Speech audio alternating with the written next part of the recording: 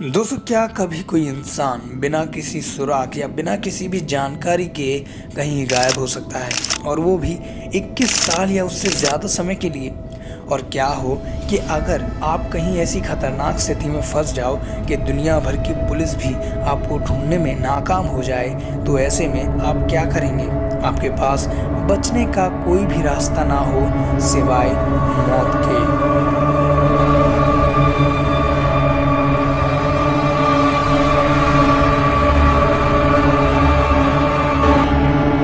बात है अप्रैल सन 2000 की, जब 17 साल का जेरेमी बेक्टेल और उसकी एक दोस्त एरन फोस्टर टेनेसी के स्पेंसर नाम के शहर में रहते थे।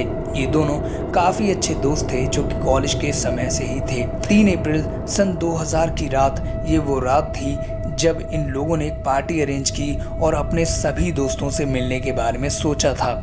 रात होते ही जेरेमी ने अपने डैड को फ़ोन किया और उनसे कहा कि वो रात भर अपने दोस्तों के साथ ही रुकेगा और अगली सुबह कार से वापस आ जाएगा। लेकिन ये शायद उसकी अपने पिता से फ़ोन पर आखिरी बातचीत थी। उस रात के बाद उन लोगों को कहीं भी किसी ने भी नहीं देखा।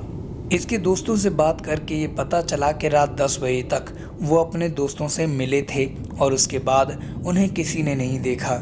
जल्दी ही ये खबर पूरे शहर में और पुलिस तक पहुंची और सब ने मिलकर उन्हें खूब ढूंढने की कोशिश की, लेकिन उनके हाथ कोई भी सुराग नहीं लगा।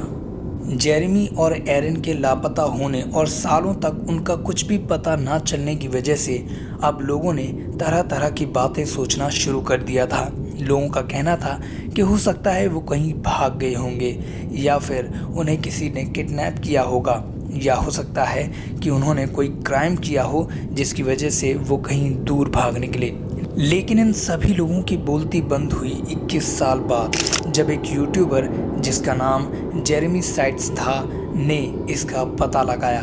जेरेमी साइट्स का एक एक्सप्लोरिंग विद NUG नाम से एक यूट्यूब चैनल है और ये एक स्कूबा डाइवर हैं। जेरेमी साइट ने इस मामले की खोज करते हुए एक नदी जिसका नाम कैल्फ किलर नदी था में सोनार तकनीक के जरिए खोज शुरू की, और कुछ ही समय बाद उन्होंने नदी की गहराई में से एक कार को खोज निकाला, जिसे देखकर हर कोई दंग रह गया, क्योंकि ये वही कार थी जिसे जेरेमी और एरन ले गए थे।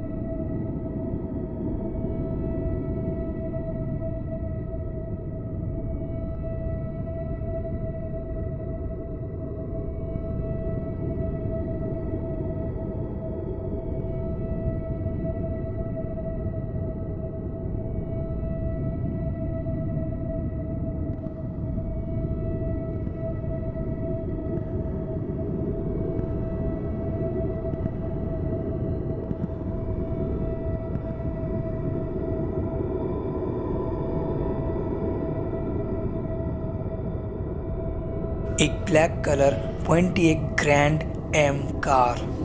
दोस्तों, इस कार के मिलते ही सारे राज खुल गए और आखिरकार जेरेमी और एरन को ढूंढ लिया गया, जो कि अब इस गाड़ी के अंदर कंकाल बन चुके थे। कार से कंकाल निकालकर उनका DNA टेस्ट हुआ तो सब कुछ साफ हो गया। लेकिन आखिरकार इनके साथ क्या हुआ?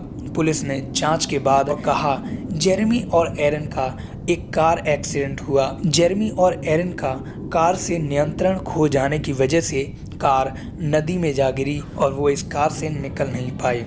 इस केस के सॉल्व होते ही जेरेमी और एरन के परिवार वालों ने उस यूट्यूबर का धन्यवाद किया। लेकिन इस सब में एक चीज़ जो कि लोगों के दिमाग में आ सकती है वो ये कि इतनी खोजबीन के बाद भी उस समय पर इन्हें क्यों नहीं ढूंढा जा सका। तो इसका जवाब ये है कि उस समय पर आज की जितनी उन्नत तकनीक नहीं थी, जिसकी वजह से इस केस को सॉल्व होने में करीब 21 साल का समय लग गया।